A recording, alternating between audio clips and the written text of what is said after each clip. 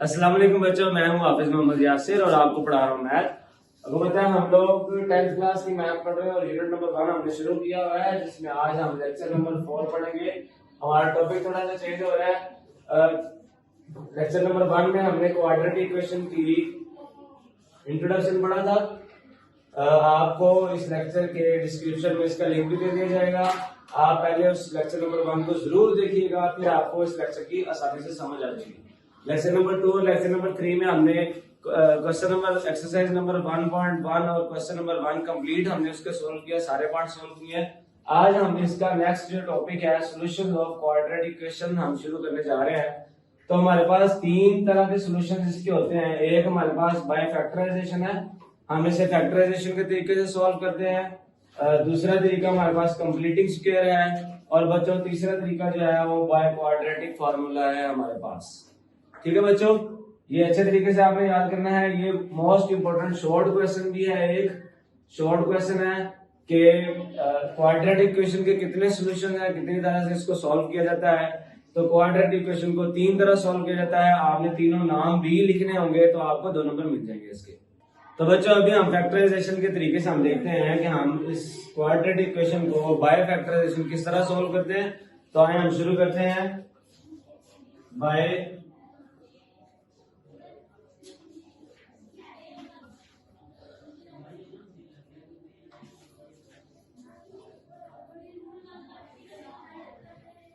By factorization method है बच्चों हमारे पास। फैक्टराइजेशन के तरीके से हम इसे सॉल्व करते हैं। फैक्टराइजेशन के तरीके से सॉल्व करने के लिए फर्स्ट ऑफ ऑल हमें स्टैंडर्ड क्वाड्रेटिक इक्वेशन लिखना होगी। ax square plus bx plus c is equal to 0। ये अभी बहुत बार रिपीट हो गया है, ये तो आप लोगों को जुबानी से याद हो जानी चाहिए। ax square plus bx plus c is equal to 0, ये हमारे पास स्टैंडर्ड क्वाड्रेटिक इक्वेशन है। स्टैंडर्ड क्वाड्रेटिक इक्वेशन में आपको पहले मैं बता चुका हूँ a, b और c क्या है। इसमें हम लोगों ने फैक्टराइजेशन के तरीके में हमें इस b को दो हिस्सों में सेपरेट करना होता है। आप फर्ज कर लें कि b के जो दो हिस्से हम बनाएंगे वो r एंड s होगा।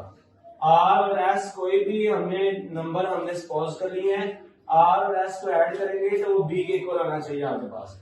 इसी तरह इसके अंदर साथ साथ इसके ऐसा भी होना चाहिए कि r और s को मल्टीप्लाई करेंगे तो हमारे पास वो a c के प्रोडक्ट के इक्वल आना चाहिए। ठीक है बच्चों, याद रखना है b को r s में सेपरेट करना है इस तरह कि अगर उनको प्लस किया जाए या माइनस किया जाए तो वो b के इक्वल आए, और अगर उसी दोनों नंबर्स को मल्टीप्लाई किया जाए वो दोनों मल्टीप्लाई करने से a और c के प्रोडक्ट के इक्वल आए, तो फिर हमारे पास फैक्टराइजेशन जो है वो सही हो जाएगी। फिर हमारे पास इस क्वाड्रेटिक इक्वेशन के दो लीनियर फैक्टर्स बन जाएंगे और वहां से हम इसे आसानी से सॉल्व करके x की वैल्यू फाइंड आउट कर लेंगे। ठीक है बच्चों, तो बच्चों b को जब हम दो हिस्सों में डिवाइड करते हैं तो इसे हम कहते हैं मिड टर्म ब्रेक। क्या कहते हैं? मिड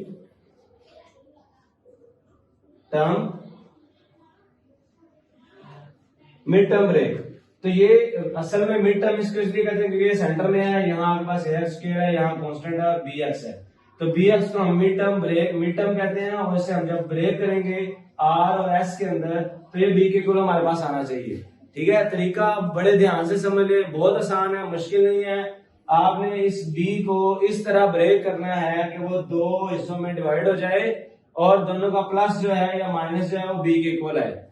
इसी तरह इन दोनों आपके पास जो इसके फैक्टर्स आएंगे या इसको ब्रेक करके आपके पास दो आएंगे वैल्यूज आएंगी, उन दोनों को मल्टीप्लाई करने से वो a और c के प्रोडक्ट के इक्वल b होना चाहिए।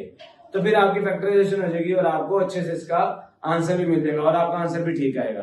तो पहली कंडीशन इसके अंदर आपने ये याद रखनी है कि जब आप मिड टर्म को ब्रेक करेंगे तो मिड टर्म के जो दो पार्ट्स हमारे पास बनेंगे वो b के इक्वल आए और उनका प्रोडक्ट जो है वो a c के प्रोडक्ट के इक्वल आए। तो बच्चों अभी हम लोग इसकी एग्जांपल नंबर 1 पढ़ने जा रहे हैं। एग्जांपल नंबर 1 हमारे पास लिखी है 3x square minus 6x equal to x plus 20।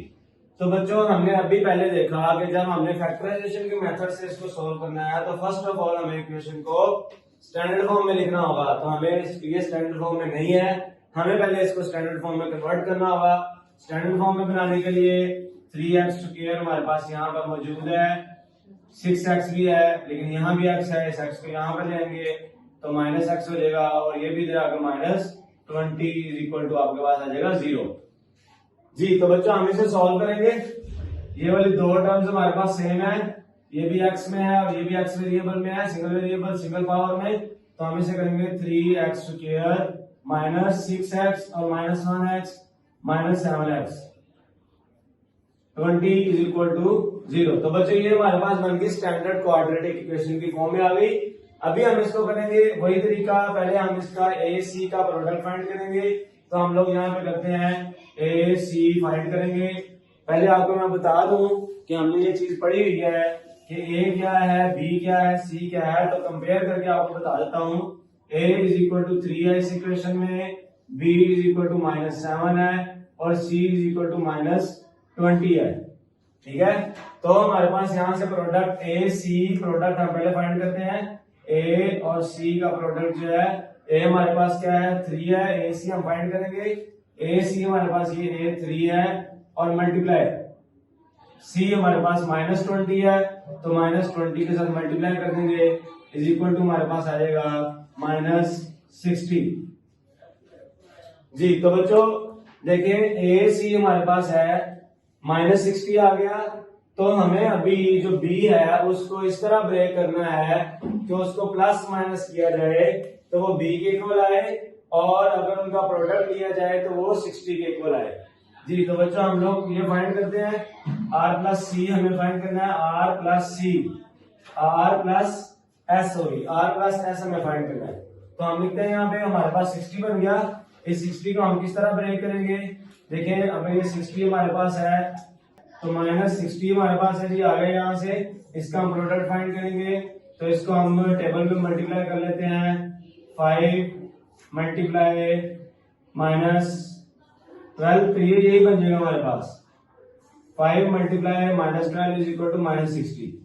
तो अब हमारे पास पेयर आ गया। ये हमें कैसे पता लगा कि यही पेयर हम लेंगे, क्योंकि अगर हम इस पेयर को 5 को 12 के साथ प्लस माइनस करें, जैसे 5 है और माइनस कर दें 12 को, तो हमारे पास आएगा -7 और -7 हमें यहाँ पर बिल्कुल हमारे इक्वेशन में भी है, तो ये बी के इक्वल आएगा। इसका प्लस माइनस हमारे पास किसके इक्वल आएगा, बी के इक्वल आएगा। तो यही चीज हमने फाइंड करनी थी। अभी हम इसको फाइंड कर चुके हैं कि अगर हम ये वाले पेयर लें 5 और -12 लें तो हमारे पास आंसर में -7 आता है।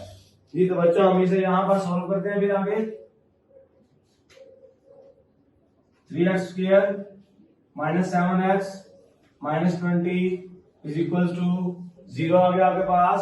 अभी हम इसको सोल्व करेंगे। 3x² -12x plus 5x -20 is equal to 0। जी तो बच्चों ये वाले पेयर 5 और -12 मैंने यहाँ पर लिख दिए, तो ये बी के इक्वल हमारे पास। दोबारा से इनको अगर हम प्लस माइनस करें तो ये -7 के इक्वल आ जाएंगे। अभी हम यहाँ से कॉमन लेते हैं। देखिए एक्स भी है दोनों टर्म्स के अंदर और 3 भी दोनों के अंदर है। जी तो बच्चों ये दो टर्म्स के अंदर से हमने 3x को कॉमन ले लिया, तो यहाँ इन दोनों के अंदर सिर्फ x बन जाएगा और यहाँ आपके पास बनेगा -4। अगर इसको मल्टीप्लाई करें 4 3 12 तो ये चीज आ जाएगी आपके पास। प्लस ये वाला आप लगाते हैं तो यहाँ इन दोनों के अंदर जो कॉमन है वो 5 है, यहाँ x बचेगा और यहाँ माइनस आपके पास 4 बचेगा इज इक्वल टू 0। बच्चों यहाँ मोस्ट इंपोर्टेंट जो चीज आपको बतानी है वो ये है कि जब आप कॉमन ले लें तो ये वाली टर्म जो है ये आपके पास दोनों के अंदर सेम आनी चाहिए। अगर सेम आए तो आपका क्वेश्चन ठीक चल रहा है, अगर सेम नहीं आए तो आप समझ लेंगे क्वेश्चन में कहीं पे गड़बड़ हुई है, गलत हो गया कहीं से। जी तो देखें ये आपके पास एक टर्म है, ये दूसरी टर्म है, इसके अंदर हमारे पास x -4 दोनों के अंदर है। x -4 को हम कॉमन ले लेंगे यहाँ से, बाकी हमारे पास बचेगा 3x + 5 इज इक्वल टू 0। जी बच्चों तो दोनों टर्म्स हमारे पास प्रोडक्ट की फॉर्म में है, दोनों में से कोई भी 0 के इक्वल हो सकती है। तो हम इसको लिख लेंगे ऐसे x -4 is equal to 0 and 3x + 5 is equal to 0। जी तो इसे सॉल्व करते हैं। x इज इक्वल टू 4 आ जाएगा आपके पास, ये उधर ले जाएं, ये आपके पास आ जाएगा x इज इक्वल टू -5/3। दो आंसर आपके पास आ गए। तो हम इसका सोल्यूशन सेट लिखते हैं। अभी सोल्यूशन सेट में पहले ये वाला आंसर लिखेंगे, छोटा माइनस में है 5/3 और बाद में 4। तो ये आपके पास आंसर आ गया बच्चों। जी बच्चों, अगर आप लोगों को यहाँ पर थोड़ी सी मुश्किल आ रही है, कुछ बच्चे हमें बता रहे हैं कि जी यहाँ पर हमें थोड़ी सी मुश्किल आ रही है कि ये दो फैक्टर्स हम किस तरह फाइंड करेंगे, इनकी समझ नहीं आ रही, तो इनको मैं बड़े आसान तरीके से आपको समझा देता हूँ। जैसे देखिए, हमने ए सी को मल्टीप्लाई करके निकाल लिया, 60 माइनस 60 आ गया। इस 60 के हम क्या बनाएंगे, फैक्टर्स बनाएंगे। यहाँ पर मैं सोल्व करके आपको फैक्टर्स बनवा देता हूँ। ये देखिए 60 है, 2 को करेंगे तो 30 आएगा, फिर आप करेंगे 2 से तो 15 आ जाएगा, और फिर आप करेंगे 3 से तो आएगा 5। तो ये देखिए लास्ट में हम इसको 5 पे लेते हैं, 5 1 5। तो यहाँ पर देखें जी कि हमें चाहिए, क्या चाहिए हमें, कि हमें यहाँ पर चाहिए 7 चाहिए। तो हम फैक्टर्स को इस तरह बनाएंगे कि ये 7 आया आपके पास, तो हम इसे करेंगे, ये देखें ये 3 चीजें लेंगे, इनको मल्टीप्लाई करेंगे, 2 2 4, 4 3 12 और 5। इसी तरह 12 में से 5 को अगर निकाला जाए तो आपके पास 7 आ जाएगा। तो यहां से आप लोगों को फैक्टर बनाना बड़े आसानी तरीके से पता लग जाएगा। जी बच्चों, तो अभी हम एग्जांपल नंबर 2 शुरू करने जा रहे हैं। एग्जांपल नंबर 2 हमारे पास है 5x² is equal to 30x। तो ये पहले तो हमें सोचना पड़ेगा ये क्वाड्रेटिक इक्वेशन है या नहीं है। देखिए ये क्वाड्रेटिक इक्वेशन है, किस तरह से है, क्योंकि ये सेकंड डिग्री इक्वेशन है। तो सेकंड डिग्री इक्वेशन होगी, और उसके साथ साथ सिंगल वेरिएबल होगा। सिंगल वेरिएबल है, x ही है वेरिएबल, इसके अलावा कोई y z नहीं है, इसलिए हम इसे क्या कहेंगे, क्वाड्रेटिक इक्वेशन कहेंगे। ये स्टैंडर्ड फॉर्म में नहीं है, क्योंकि यहाँ पर x दूसरी साइड में है और ये x स्क्वायर एक साइड में है। तो अभी हम इसे सोल्व करते हैं। 5x स्क्वायर और ये इधर आ जाएगा minus 30x is equal to 0। अभी हम इसके फैक्टर्स बनाएंगे। तो फैक्टर्स देखिए कैसे बनेंगे, इन दोनों टर्म्स के अंदर हमारे पास x भी मौजूद है और दोनों टर्म्स के अंदर 5 भी मौजूद है। तो हम कहेंगे इसे 5x स्क्वायर। थोड़ा सा और आसान कर देता हूं मैं आपके लिए, आप 5 में इसको ब्रेक करें, 30 को 5 मल्टीप्लाई बाय 6x बन जाएगा आपके पास। जी 5 6 30 होता है। तो यहाँ आप देखें, यहाँ पर इसमें भी x मौजूद है दोनों में, और 5 भी मौजूद है। तो हम यहाँ से 5x को कॉमन ले लेंगे, यहाँ हमारे पास x बचेगा और माइनस यहाँ 6 बचेगा, इज इक्वल टू 0 करेंगे। तो ये हमारे पास लीनियर फैक्टर्स बन गए हैं। बहुत आसान सी एग्जांपल है, लीनियर फैक्टर्स बन गए हैं। लीनियर फैक्टर्स को हम सेपरेटली 0 के इक्वल करेंगे। 5x is equal to 0, x minus 6 is equal to 0। तो यहाँ से x is equal to 0 by 5 is equal to 0। तो ये आपके पास आंसर इसका बन गया, x इज इक्वल टू 0। जी तो यहाँ हमारे पास है x इज इक्वल टू, ये माइनस में 6 वहां जाके प्लस में 6 हो जाएगा। तो ये भी x का आंसर आपके पास आ गया। तो बच्चों हम इसका सॉल्यूशन सेट लिखते हैं। सॉल्यूशन सेट के लिए जी ब्रैकेट्स के अंदर पहले छोटी वैल्यू और फिर बड़ी वैल्यू। तो बच्चों ये क्वेश्चन आपका कंप्लीट हो गया। उम्मीद है आपको बड़े अच्छे से समझ आ गई होगी। सर जी हमने इसके अंदर फैक्टराइजेशन किया, लेकिन इसके अंदर मिड टर्म है क्यों नहीं? Oh very good, nice question. जी बच्चे ने क्वेश्चन पूछा है कि जी ये हमारे पास क्वाड्रेटिक इक्वेशन है, तो इसमें हमने मिड टर्म ब्रेक नहीं की। तो बच्चों बड़ी आसान सी बात मैं आपको समझाता हूँ कि ये दो टर्म्स है यहाँ पर, 1 और 2, और 2 टर्म्स हैं, इनमें मिड तो है नहीं। इसकी एग्जांपल ऐसे समझते हैं कि जैसे मेरे साथ ये कोई एक बंदा खड़ा है, मैं और वो दोनों खड़े हैं, और हमारे दरमियान में कोई चीज नहीं है दूसरी, तो इसका मतलब मिड टर्म नहीं है। मिड टर्म कहाँ होगी, जहां अगर हम 3 लोग हो जाएंगे, यहाँ एक खड़ा है, एक यहाँ खड़ा है और यहाँ खड़ा है, तीनों में ये जो रेड मार्कर है ये तीसरी मिड टर्म है। तो हम इसको ब्रेक करके फैक्टराइजेशन के तरीके से सॉल्व करेंगे। ठीक है, अगर मिड टर्म नहीं होगी तो हम सिंपली उसके लीनियर फैक्टर्स बना लेंगे। हमारी हौसला अफजाई के लिए हमारे चैनल को लाइक और सब्सक्राइब करें और दूसरों तक शेयर करें, ताकि दूसरे लोग भी इससे फायदा उठा सके। अल्लाह हाफिज।